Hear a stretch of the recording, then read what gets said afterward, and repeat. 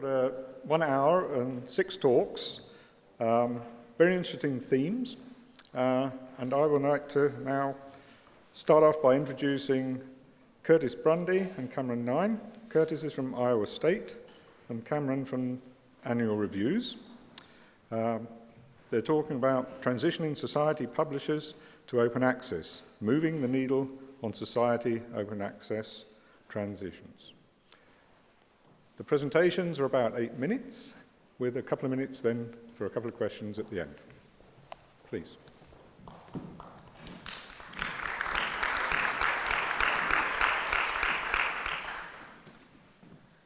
Hello, everyone. I'm going to try not to bore you after lunch, but I'm going to start off this talk with a bluff. And the bluff in this case is only with one F, so not an attempt to deceive, but it's actually a military term where you give the bottom line up front.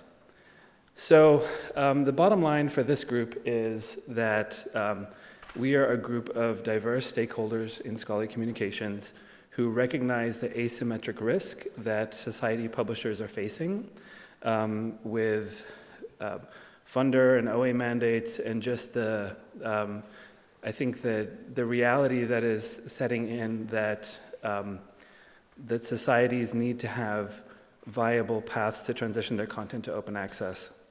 The group formed out of a meeting that took place last year, was it last September, the University of California Choosing Pathways to Open Access conference. And at that conference, they had identified, I think, 13 different pathways to open access, 13 different strategies. And one of them was one that I work on at Annual Reviews called Subscribe to Open. And during the conference, we had this moment where we were all sitting around a table and participants were rotating, and I had the privilege of being able to sit with Curtis Brundy and Jeff Kosikoff from Duke, and some other librarians, and we were talking about the model and its potential application and use by other publishers. And what was really useful for me as a publisher, as a nonprofit publisher trying to get engagement around an open access strategy, was actually having representatives from library consortia at the table who I was able to explain the model to. And then, Curtis said, well, Curtis is part of the Gwilla consortium, and he said that he would be able to advocate for Subscribe to Open and for that approach amongst Gwilla members. And we realized that at that moment that kind of advocacy was valuable, obviously, hugely valuable to Annual Reviews as we were rolling out the Subscribe to Open model, but that kind of advocacy, particularly in the United States, where the library community is somewhat fractured and there's multiple consortia, customers spread out around the country, that we having a voice that was able to advocate for models that were perceived as being fair and sustainable was actually super valuable. So along with Rachel Sandberg from the UC, Curtis and I chaired and founded Transitioning Society Publishers to Open Access. The group now consists of 15 different participants. A couple of them are in this room as well, but we have a pretty diverse set of publishers, of librarians, scholarly communications folks. Mikhail Laxo, who I believe is, I think we can call him an economist, but also like a sociologist of information, is also on the group to help provide advice and on different strategies. Where we've had a first initial phase of consultations with society publishers. In effect, what we're saying is, we're a group that are here with a diverse set of access to resources and expertise, and we are happy to sit down with societies, whether they're in the United States or in Europe, and help them work out different strategies towards transitioning to open access. I see Lauren Collister, who's here too. Hi, also part of our group. So the consultations are one phase of what we're doing, and we've done consultations with about a dozen or so society publishers. Those have gone ahead with some mixed success. I think, the societies are nervous about maintaining revenue. So many of them are reliant on publishing revenues to sustain society activities, and that's been, I think, an initial real kind of stumbling block that many say, okay, yeah, we're interested, we're gonna let someone else do it first, and then we'll sit back. But I think I'm gonna pass over to Curtis. I've taken up a minute too much, but go ahead, you're good. So some of the work that we've done, in addition to the consultation, so just lots and lots of conversations with societies. Now we're talking to university presses. We're engaging with library consortia in the U.S.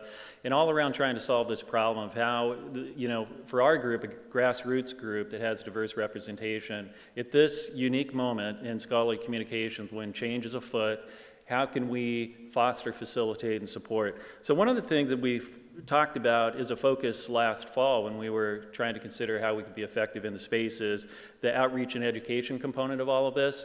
And we have a great collaboration going with the Society Publishers Coalition. This fall we're going to do a webinar series with them, and this is basically going to be a reintroduction of societies to the library community. And so through our conversations, our early conversations with SPC, we realized the relationship between libraries and societies has just completely atrophied to the point where it's basically a transaction, it's an annual invoice, often coming through a subscription agent. So we realized reintroducing societies to libraries would be a nice step, at least in the US, and now I think they're going to be international. So I wanted to plug those three webinars that are coming up. I'm going to run through their titles. These are working titles, but to give you some sense of what we're going to cover. So the first one in November is Understanding Learned Societies. The second one is Funding Pathways for Learned Society, OA Publishing. And then the closer will be probably in December, Engaging Societies and Society Journals in Transitioning to OA. We will continue with this outreach and education piece going into 2020. We still think there's a lot that needs to be done in that space. In addition to the consultations, another thing that was early talked about was the need for pilots in this space. So we're coming off these great conversations at Berkeley about the pilot at annual reviews. Again, we're at this unique moment. We need to be trying out these new open business models. So trying to get some pilots off the ground. So these conversations with societies, it's been a learning experience for me because like the other librarians who need to be reintroduced to societies, I needed that. So finding out what the issues are, what the concerns are, what's driving them, what's not driving them, it's been a real learning experience. But we do want to get some pilots off the ground. And I want to tip the hat to Welcome and to Alicia Weiss and Information Power on the report because some of those conversations we've had in the last year, I think would have been greatly facilitated by that report and that toolkit just to form a common basis of understanding and trying to talk forward on how we might actually get something off the ground. So we're going to carry forth. We've got several active conversations going with people in the US to try and do some of these open pilots, whether it's subscribed to open or whatever the model might be. And we've got a diverse, kind of excited, enthusiastic group of folks who want to have an impact at this point in time. And so if any of you are interested in collaborating, our website is very simple. It's tspoa.org. Take a look there. You can see the membership list. We got an active blog, and our contact information is there. So thank you.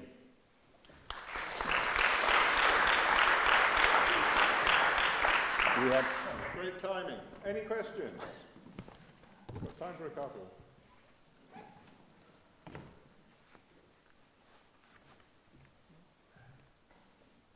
we were that clear. Yeah. Oh, there's one in the back. One in the back. Go. And we should mention Dan Morgan is the other person who was here who is on our group. And Dan's handed the baton over to Sarah Ruhi. I think that's how you pronounce her last name. She'll be on our group going forward. So, hi, it's Tasha from the Microbiology Society and also part of the Society Publishers Coalition. So thanks for the shout out.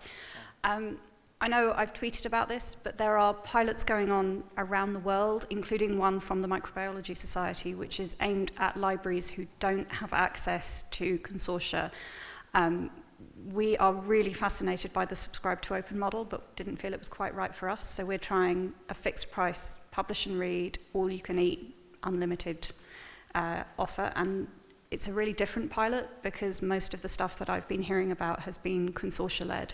So this is something I would love some feedback on, but also just to reiterate, yes, the TSPOA are doing some fantastic work in helping societies reintegrate with libraries, and I really encourage everybody to go to those webinars if they can. I'll quickly mention, for the Libraria project that's also piloting a Subscribe to Open, we put together a library focus group. It's probably got 25 US representatives on it. Mostly it's collection heavy. And we provided feedback to Bergen on the messaging that they were going to send out to the community. That group is still up and running, so anybody who is trying to wants feedback on messaging and stuff on these open pilots, get in touch. Okay, thanks again. Yeah.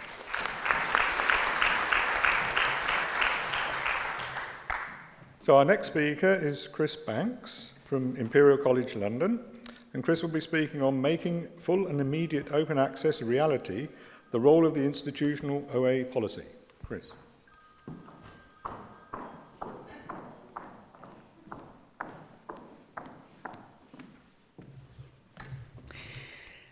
Hello, everybody. I'd like to thank the organisers for accepting what I acknowledged when submitting it was a rather cheeky proposal, which sees me standing here today talking to an association of open access scholarly publishers about the role of an institutional open access policy in fulfilling Coalition S's aims of making full and immediate open access a reality, a green policy, and we heard some of the dislike of green policies yesterday afternoon.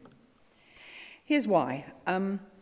Researchers are keen not to see their choice of publication venue restricted as a result of funder open access mandates, and many disciplines and individuals are only at the early stages of any move away from venue of publication as a proxy for quality. Institutions and funders don't want and cannot afford that choice to be retained at any expense. Publishers are keen to retain and grow their author base and don't want to lose any authors as a result of changing funder mandates. Publishers, some because of size and/or complexity of portfolio, see a transition to open access as challenging on a global scale. And then funders want to see more of the research that they have funded immediately open access, but not at the expense of ever-escalating costs. Newer entrants to open access publishing need funding, time, and space to explore new business models. Learned societies, particularly those who have outsourced their publishing activities, struggle to understand business models and may not yet have alternative service suppliers available to them. Have we made progress? The UK, through the Wellcome Trust and the Finch Review, have been driving open access to the outcomes of research that they have funded. The Finch report in 2012 has resulted in the Research Council's UK allocating block grants to institutions to enable more strategic support for open access publishing. Over £70 million has been allocated, but the sought-for transition to open access publishing has not happened.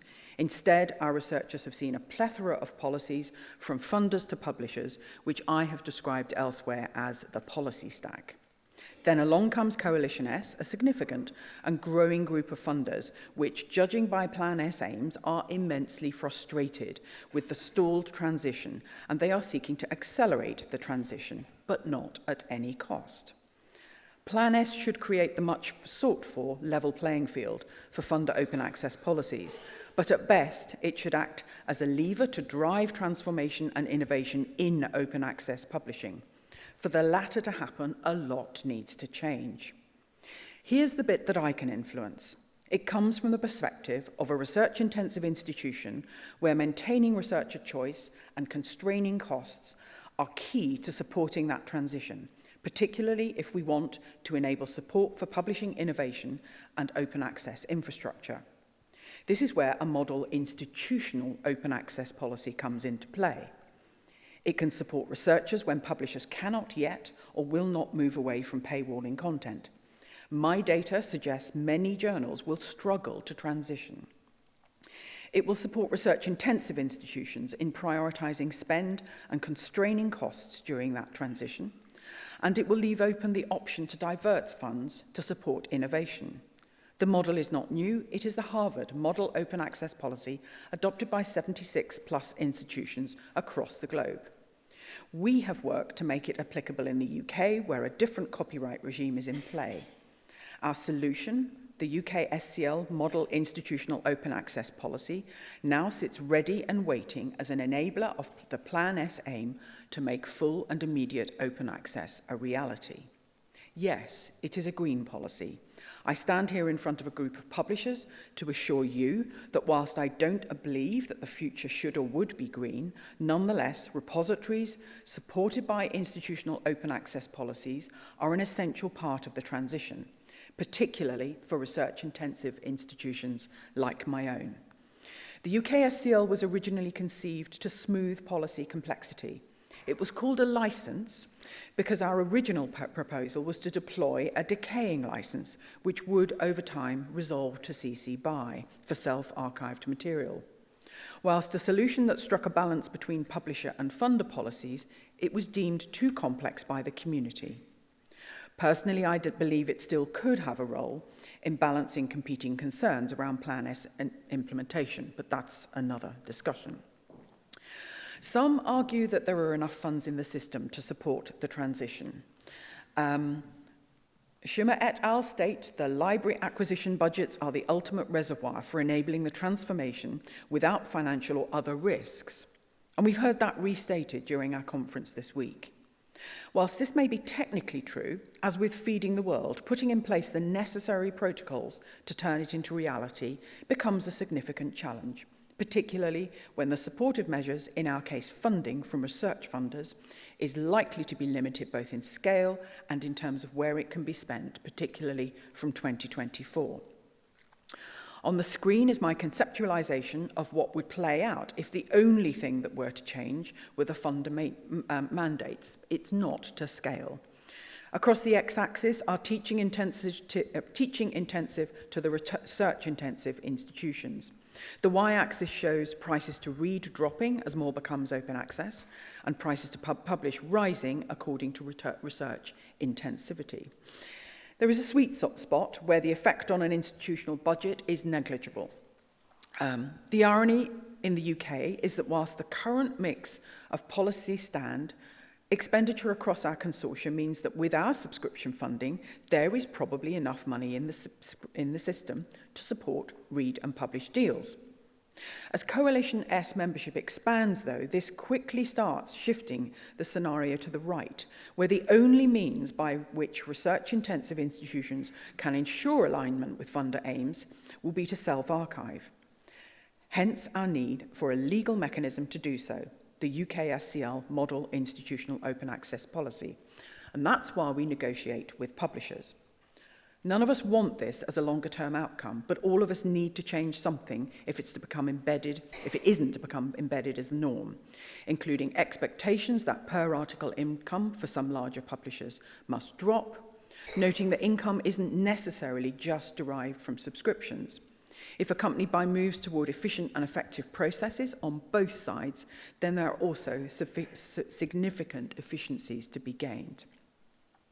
In the UK, we are waiting the outcome of the UKRI Open Access Review, and once known, the final terms of the UK SCL Model Institutional Open Access Policy will be rewritten to align with that policy.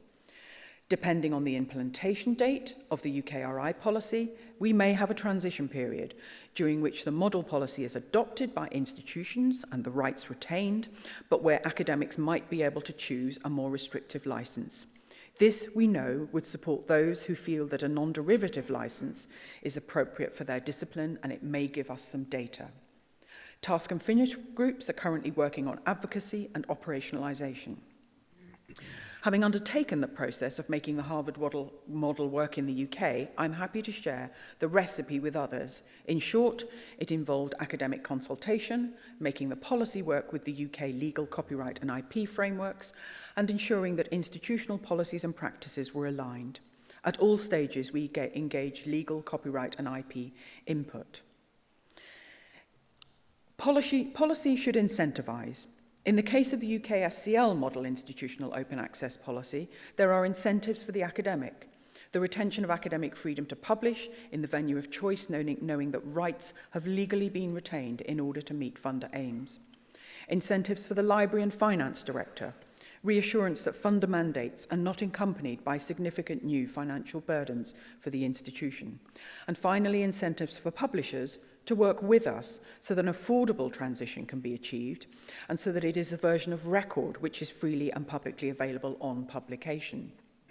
If I were to have one wish, it would be this, that having done all of this work to establish this legal approach to solving first the OA policy stack and now the challenges for implementing the Coalition S aims, that the policy was not in the end needed, and that we were instead able to find an affordable and workable route to full and immediate open access. Thank you.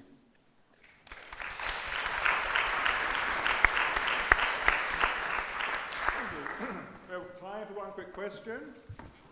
Anybody?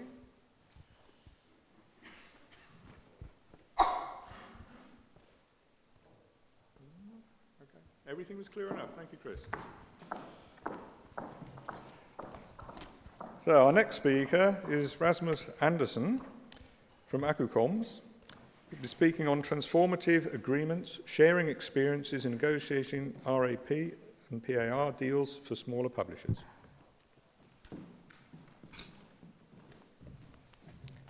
Hello, everyone. First of all, I will start out by saying that it was actually not the plan that I was going to stand here today. It was my boss, Simon, whom most of you might know. So if there are questions at the end, I might not be able to answer all of them, just FYI. But I'm, of course, willing to take them with me back to the office, because Simon is now better after being ill for a week. Now, let me see. Okay. In this presentation, I will share some of our experiences with working on transformative agreements in Europe and in other territories.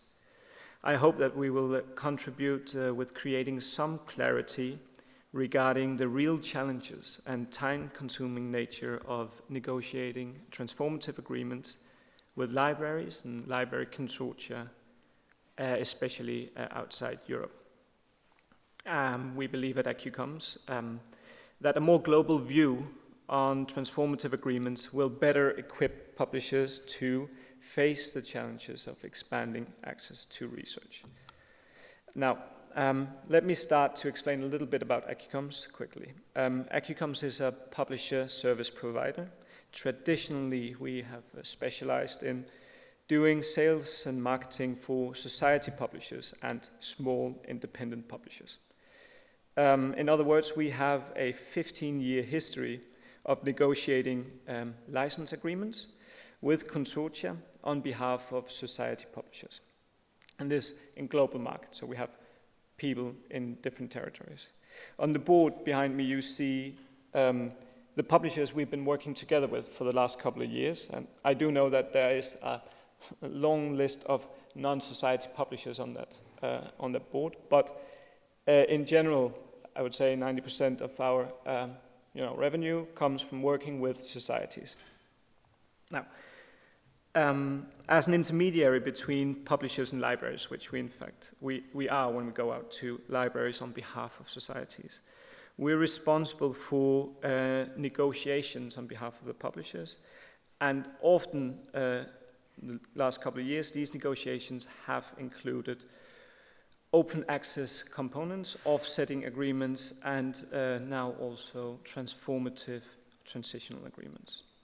We have finalized a couple of offsetting agreements in Europe, and we are in current negotiations with transformative agreements outside Europe.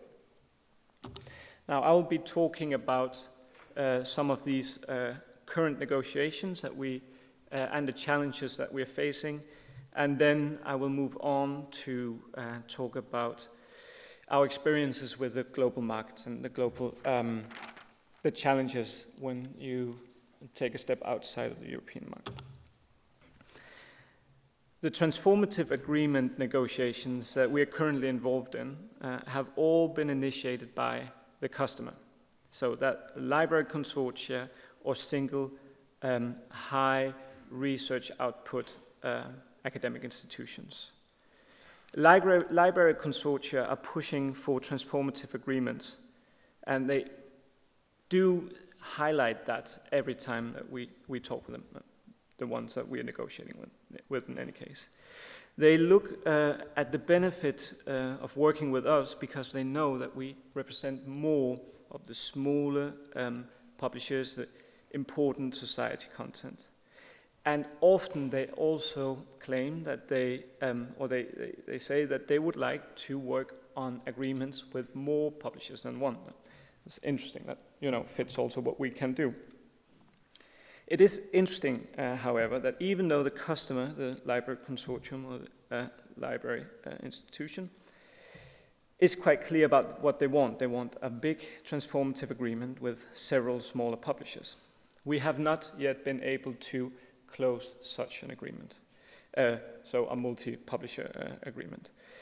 Even though the publishers we are working together with, many are also committed to open access. And the reason for this, in our opinion, has to do with diversity. So you've all seen the poster from Spar Ops outside, that there are 27, or they've identified 27 different viable open access business models to choose from. And society publishers do choose a variety of these models. The diversity in the OA business models is a result of the diversity in the different societies, something that we've been very aware of at AccuComms for many years, that each publisher is quite different. The publishers have varying missions, author footprints and membership footprints, which defines the route for them for a sustainable open access business model. And that is the reason why we have the 27 different business models. Diversity is a strength for the industry overall. We think so as well at AccuComms. But when it comes to negotiating larger transformative agreements, it makes it very difficult. It makes it time-consuming, even when you have willing customers and willing providers. Not only do publishers need to decide on the model that suit their society goals, but the consortia also have opinions about which models suit their goals, whether it's green, as we've heard from libraries before, gold, or subscribe to open. Like both the publishers that we work together with, that we try to bundle, and the libraries have to be in agreement of the possibilities. And that brings me to the second part of the presentation.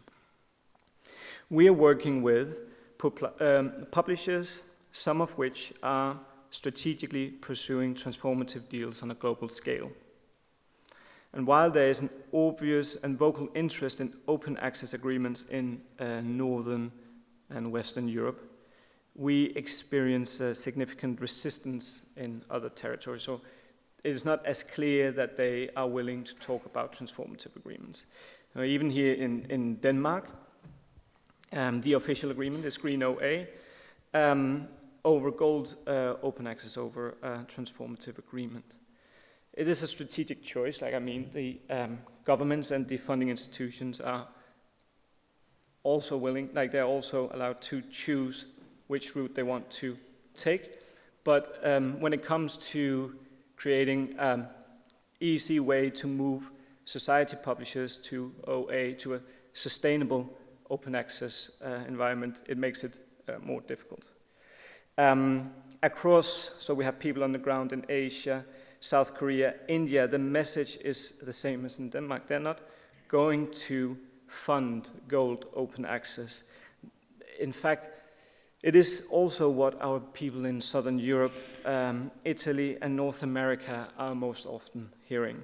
Most territories globally are not looking to discuss transformative agreements or gold OA. The only places that we are meeting cooperation outside Europe is at the King Abdullah University of Science and Technology in Saudi Arabia, and some larger research-intensive institutes in Latin America. In our experience, most libraries are looking for publishers to transition without significant and secure transitional models that are funded by libraries. That being said, the transition to OA is ongoing, and we all know that there are a lot of developments happening all the time with also different actions taken by both libraries and publishers. So to conclude,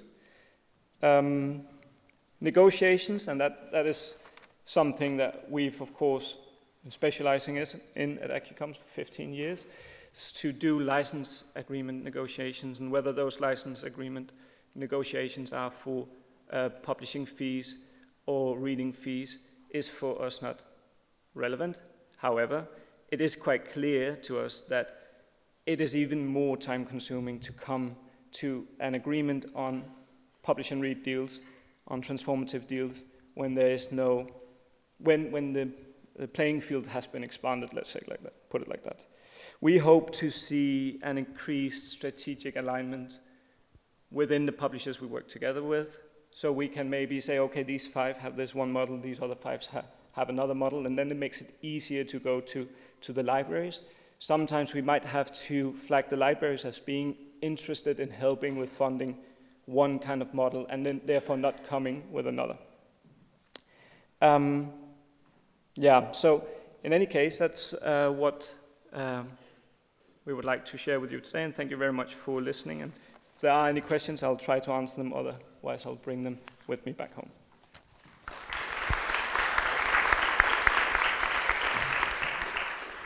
Thank you, Rasmus. Any questions?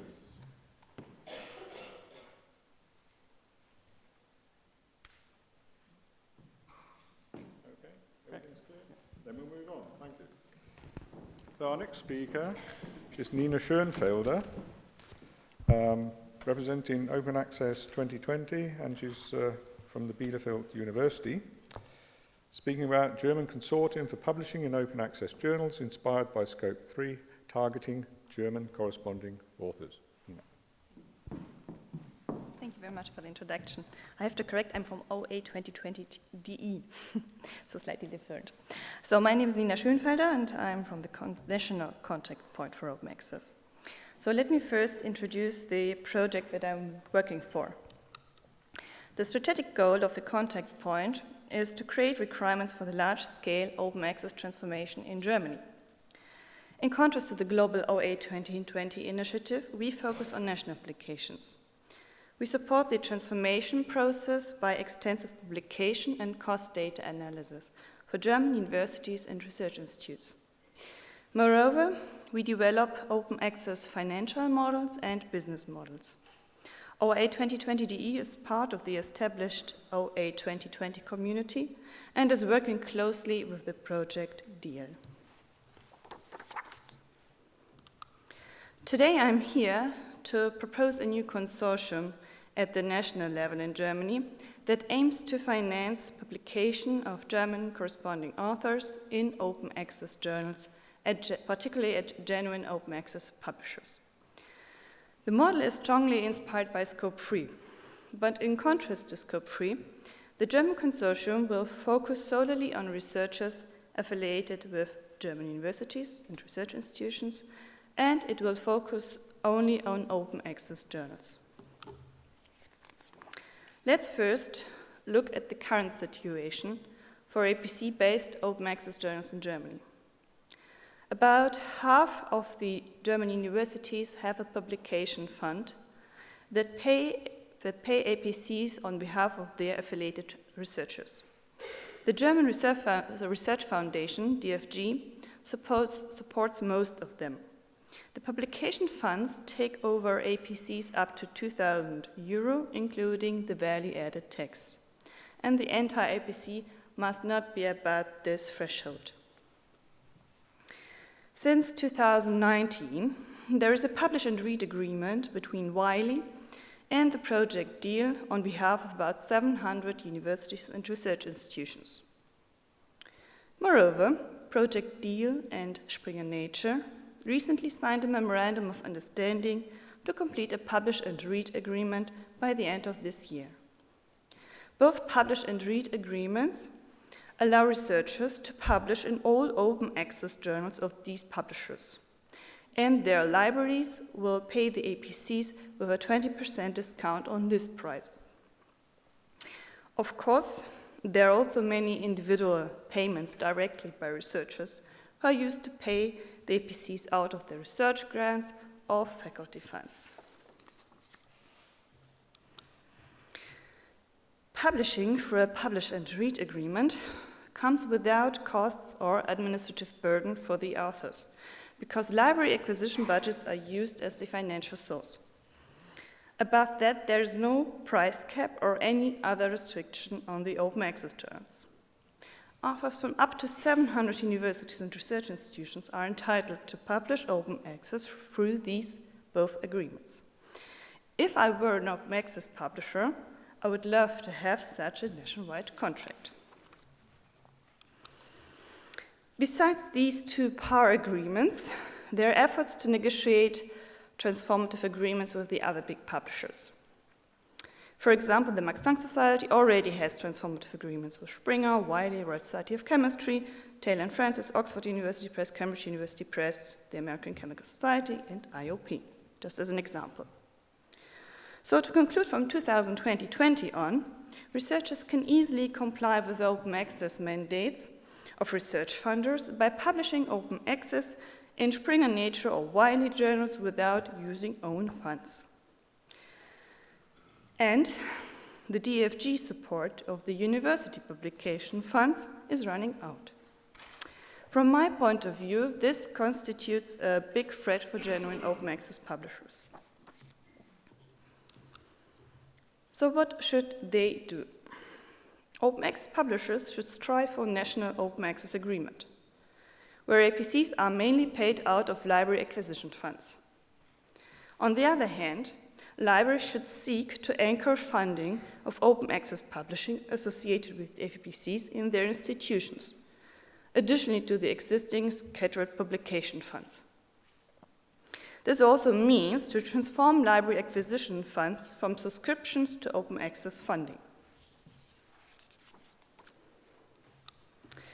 How to get to this national open access agreement?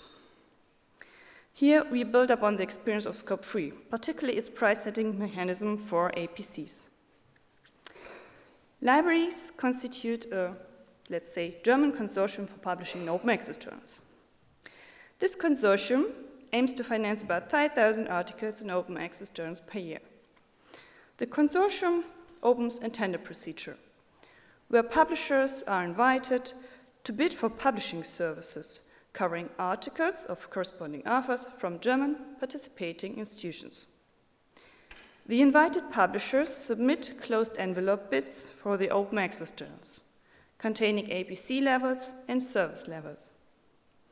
Bids are evaluated relating APCs to services and quality. Tenders of publishers offering the best value for money are accepted. These publishers are granted 3 years contracts.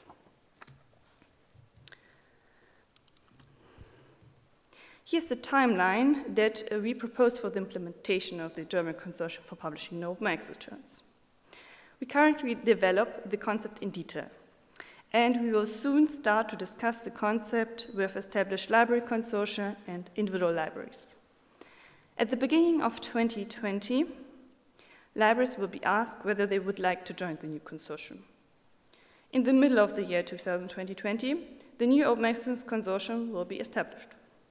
Subsequently, the consortium will start the tender procedure, which should be finished and the contract signed until the end of the year. The contracts are planned to come into force in 2021. Finally, I would like to emphasize that this is a complete new proposal, developed by the National Contact Point Open Access, and nothing is set in stone. We, the Contact Point, are not a legal entity, and we have no funds, so we cannot do anything beyond model development and consulting. Yet my presentation here today is to highlight that we have not forgotten about the genuine open access publishers. Your feedback is appreciated. Thank you.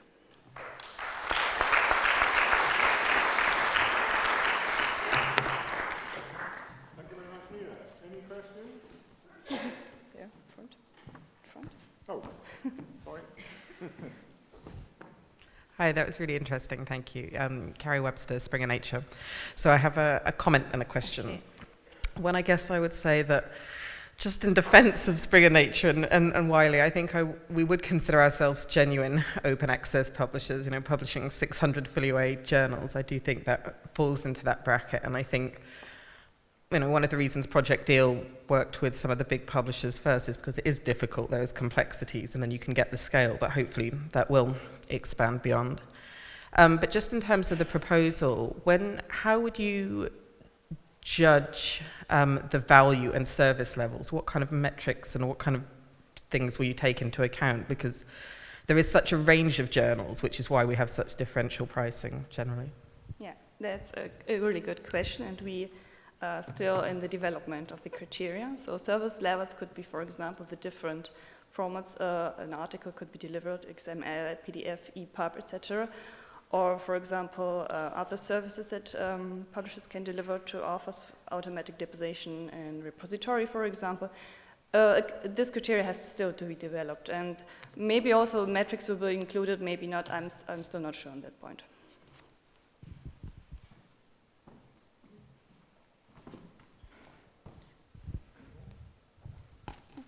Okay, thanks again.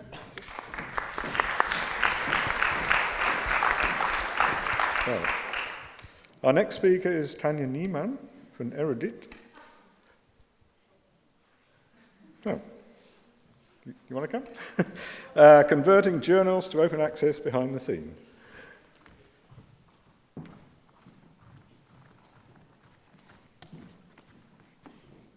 Okay, thank you. Sorry for laughing. It's just that there was a change in the presenters, so I'm Émilie Paquin and Tanja Niemann from Erudit, so that's all.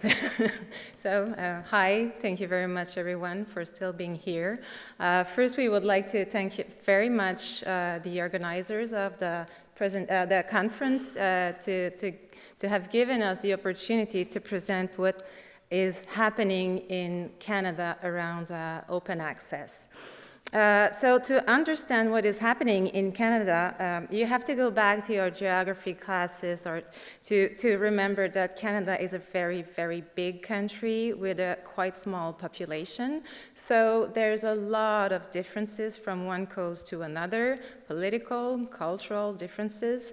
There are also two official languages, English and French. This is why my English is like the English I have. I'm from the French part. And there are also a lot of indigenous languages, of course. So the building of the digital scholarly publishing landscape in the country was heavily influenced by that context.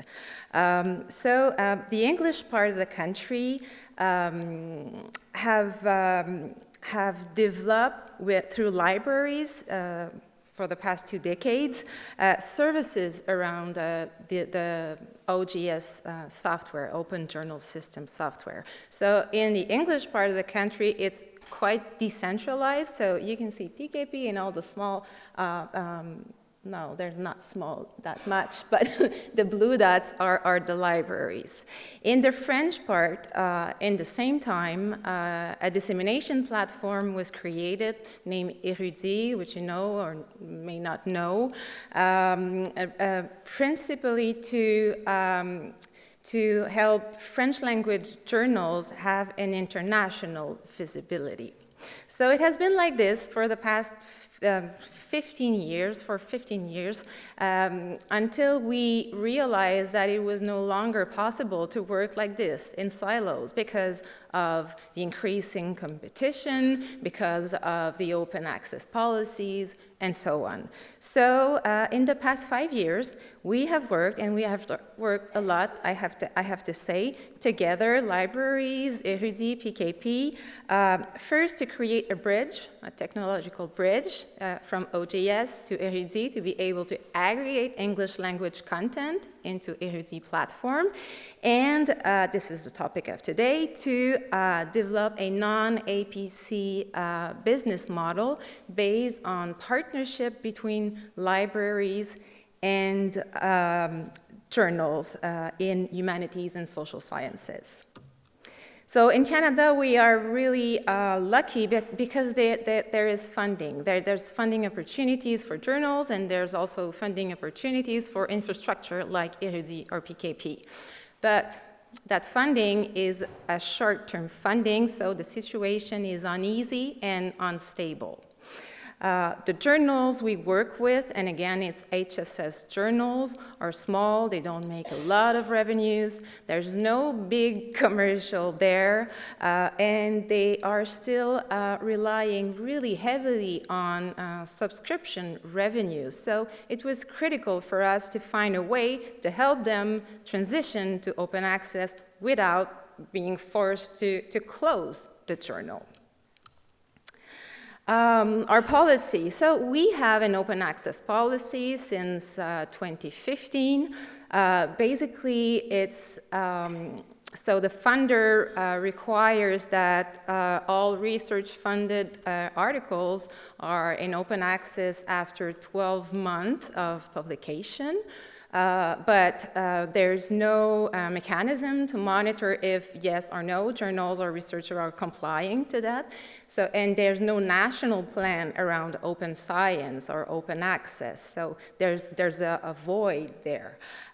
If you click Open Science Canada, you will land to a page where it's open government. So this is where we are. Open science is just for the government. So we are sort of a DIY context, do it yourself. It could have been very difficult, but it turned out to be a really great opportunity to develop collectively a way to support national journals in the country.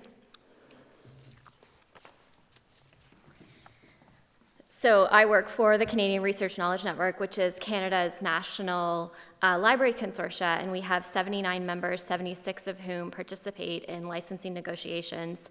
And if you think back to the map that Emily showed at the beginning of this presentation, all of our members have different priorities, different objectives when it comes to open access. So when we think about building an OA environment in Canada, we're really working a lot on that awareness and consensus building, not only with our members, but with a variety of stakeholders. And it's really for that reason that we at CRCAN feel that it was so important to bring in open access and open scholarship as part of our actual strategic plan. So what you see here on the screen are our draft goals for our upcoming strategic plan, hopefully to be ratified by members next month. And this idea of transforming scholarly communication and developing and fostering partnerships and working in collaboration is really at the very core of what we want to do in terms of our strategies. And with 79 members with all different viewpoints and perspectives when it comes to open access, we know that in Canada there's not going to be one model that's going to fit for everybody. So working in partnership is just so essential. So the CRCAN and Érudit partnership, which was developed in 2014, has been really quite transformational in Canada, and has actually been a bit of a catalyst for open access and the approaches we're going to have for open access in Canada. And it's created this framework for a transition from vendor to partner, and ensuring that we're always working together in partnership to develop these models. Yeah, and we were really happy to receive Érudit and the CRCAN an award from the ALA. It's a collaborative award. Anyway, this is there. Okay, so a little bit about the model. So before 2006, everything was in open access on Érudit, but at some point, journals were afraid to lose money if their digital version were free while they were still selling the print version. So we started to sell subscription to libraries under a 24-month embargo period. And journals had the choice to be away, to remain away, or to get royalties out of those deals that we started to sign. In 2014, we knew that a national open access policy was in preparation. So to be able to comply with the federal open access policy, and also just because we believed in open access, that's it. We asked the Canadian libraries through CRKN to continue to finance our journals, but on a partnership basis, to help journals gradually transition to open access. So libraries have accepted the deal and have asked in return journals to lower the moving wall to 12 months, and journals have accepted. So this is where we are now. In 2017, we have signed a 5-year agreement with the Canadian libraries, which give us the time to develop the international market, because we have a lot of subscribers around the world. And this is what we are doing now. Our goal is to have all the collections, so it would be 205 journals at that time, all in open access, full, immediate, and financed by libraries by 2022. We'll see if we succeed. So some numbers, because we like numbers when they are good. So we have seen in the past 2 years a 45% increase in consultation where the partnership was implemented. So in Canada, France, Belgium, it's an average, so it's not 45% in each country. We were able to increase the royalty return to journals by 9%, and we will, thanks to the money of the Canadian Library, we will be able to include 77 new journals by 2022, mostly English language journals. And around that, we were really transparent. Libraries know how much it will cost, what's the cost of the journals, and so on. So that's it. That's it for us.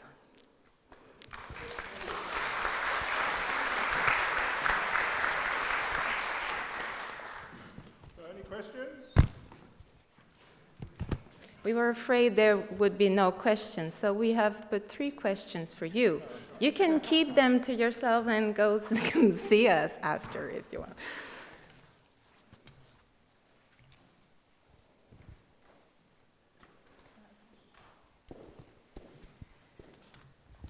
Thank you. It's really terrific to see this close collaboration between the libraries and the publishers. So just brilliant. A question, as you develop your international business models for the journals, how can international stakeholders support you? What do you need from the rest of us? Yeah.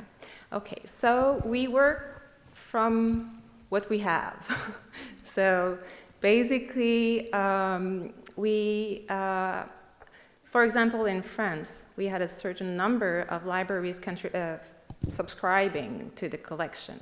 So we went to Cooperative, which is the negotiation consortium, and say, okay, if all your members contribute to the partnership, it will cost this, something that is really less than the whole collection.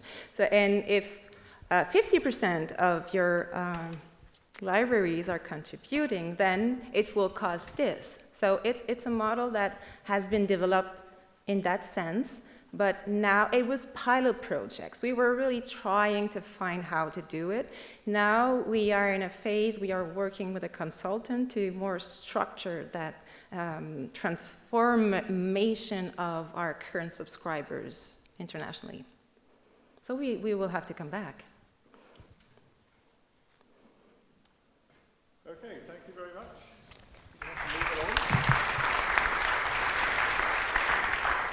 So, I'd now like to introduce our final speaker, Matt Green. I think I got the name right this time, yeah, good, from Hindawi. Unlocking the proprietary black box with open source solutions for scholarly infrastructure. Hi. So 10 minutes can go pretty quick. I could probably spend 5 of it just explaining that title, but I won't. I'll spend a bit more kind of talking through stuff. I guess this is already something that's been discussed a couple of times already, but from different contexts. as someone working within an open source community, already building the infrastructure, already building open source infrastructure, I guess this is from that kind of perspective. Firstly, I think it's important to highlight that I wouldn't be here if Hindawi had not committed to the open infrastructure principles of open source, open data, open integrations, open contracts. And that links very closely to our aim of moving towards a more open scholarly ecosystem by investing in the development of open source infrastructure. This led us in 2017 to start working with the PubSuite and Libro open source communities with the intention of rebuilding all of our platforms as open source projects.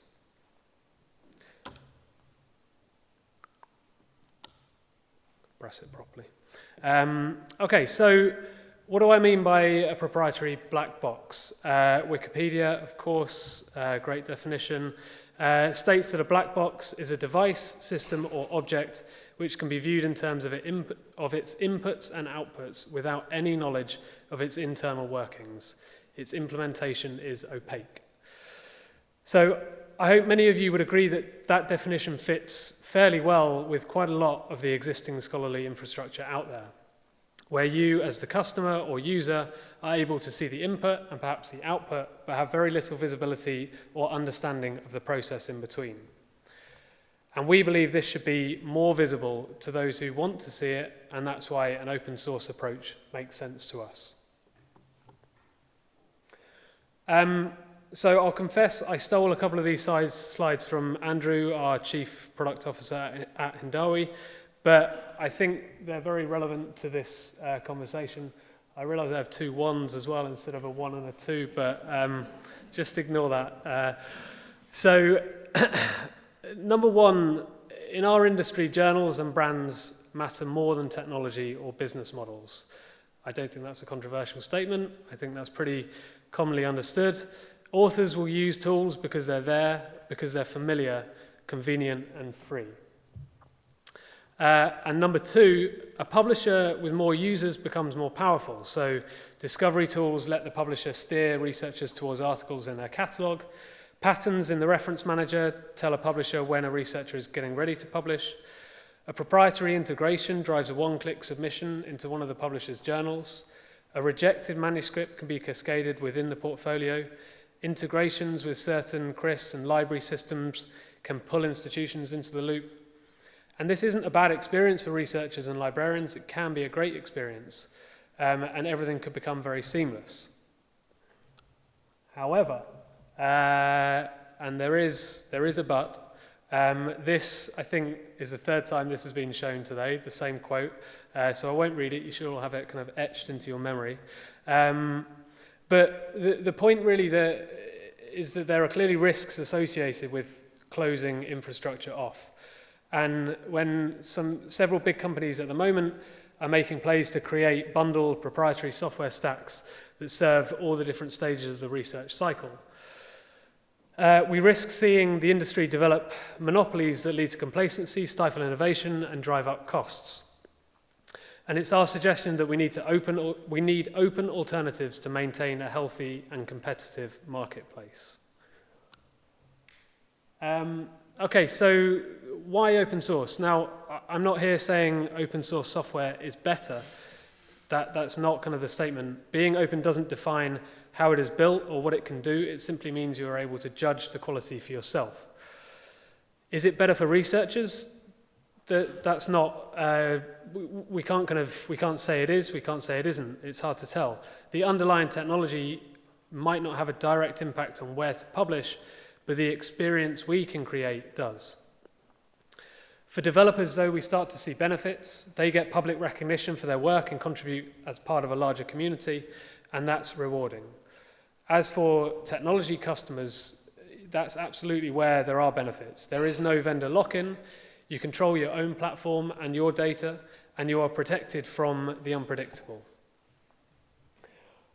So we don't try and reinvent the wheel within PubSuite, within Libro, and I know I'm talking on behalf of a big community here, so don't kind of take everything up. Well, actually, no, do take everything I say as gospel, but challenge me if you want.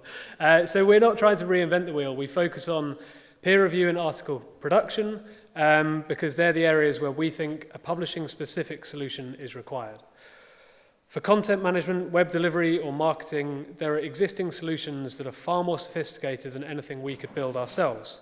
So we don't pretend we want to use them. We would prefer to use an existing tool and go open source wherever we can. What are the advantages we see of being part of these communities? We still get to control our roadmap. We're just making it open. But now we benefit from external contributions, we benefit from feedback and shared expertise, we reduce variation between journals, and we make it easier to integrate with our systems. We also save time by reusing open components. Which means, as a business, we can focus on selling a service or a better researcher experience rather than purely access to a system. So a couple of examples of things and projects currently being built within the PubSuite community. You might know them, you might have seen them, but yeah, there's a few people using it at the moment. There are more, they're kind of the most well-developed currently. And then in Libero, again, you probably will have heard of it, but Elif and Hindawi, we have slightly different use cases for what we want, but that doesn't mean we can't benefit from sharing the back end kind of a system. From a Hindawi specific view, if you include the time that we spent scoping out the project, looking at all of our options, putting a team together, we've been working on this for about 2 years. In that time, we've built and released a new peer review platform that's up and running, able to host multiple journals, and by the end of this year, we'll kind of have a lot more of our journal content using the system. If you look at the first little bit, though, the time it took us to develop a platform just to host a single journal, that was only a 9-month project, so it can be done pretty quickly. And I guess it's also worth highlighting kind of the things we are working on currently to expand what we've called the Phenom platform, which is our Hindawi own area. We're looking at screening and financial services as well. But yeah, so it will continue to expand. And how does the collaboration actually work within communities? So important to say, someone unacquirable actually controls the code. Commercial players are very welcome, but no one can actually run away with the code base. A variety of players contribute to the community and is very important. There are big commercial players, there are societies, there are funders, and we all kind of work together. We tell each other what we're doing through shared issue boards, through Mattermost chat, and we hold large gatherings every 3 to 6 months. And this is somewhere where Cocoa has kind of been invaluable in providing a framework for us to grow. We spread product decisions as broadly as we can. Developers, even service providers share the mission too. And we all make kind of joined up decisions. We collaborate from design to documentation, and by the time we share code, we have shared and agreed on UI components, data models, and we adopt new standards together. So why does it work? We don't think competing on technology makes sense. As if you go back to the earlier point, authors don't really care about that. So we can still compete with Elif, for example, to attract the best editors or the best papers, and we compete on the service that we actually provide. And let's not, I guess, pretend that it helps anyone to have a different login for every journal, a different template for every journal, a different review process for every journal. Flexibility is important, but too much customization can cause problems, and we're trying to kind of just harmonize that a little bit. Okay, and then finally, to get back to the title, there's a black box, it's open, success. We're able to get, so Hindawi were able to get as far as we did this fast because we're able to have an internal technology team and benefit from all the great work that the community members did as well. In the future, though, that shouldn't be a requirement. And due to the great work already done by the different communities, we expect that in the near future, a service provider could easily help set up open source solutions for different parts of the scholarly infrastructure, no matter what size of the publisher involved. And I really didn't want to finish on like a Brexity comment, but I guess this should allow you to take back control. Oh, that hurts. That's like Michael Gove. Anyway, please don't remember me as Michael Gove or Boris Johnson. Yeah. Okay, that's it.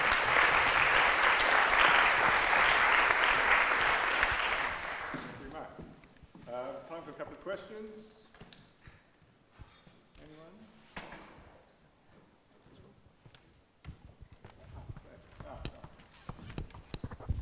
Anyone? Hi. Thank you.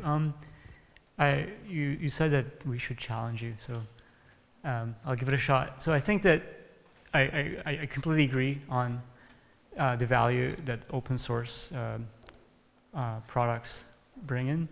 However, and you didn't already mention the importance of interoperability, but without developing these open source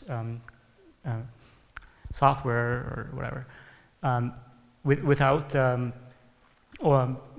them being based on open standards, you still end up with vendor lock-ins. Whether it is open source or not is sort of a secondary. So how do you, would you prioritize open source or interoperable solutions? Good question. I mean, I guess prioritizing it maybe is, you don't need to prioritize between those two. Like they should, you should be able to do both at the same time. Like building something in an open source way shouldn't stop you from making or striving for interoperability. Yeah, I mean, we don't want to create a new set of standards. Like that would be adding more work into, or just another set of standards into the area would not help. So I think we certainly want to kind of use what's out there and use it within the open source infrastructure where possible. Hopefully that answers the question. Thank you.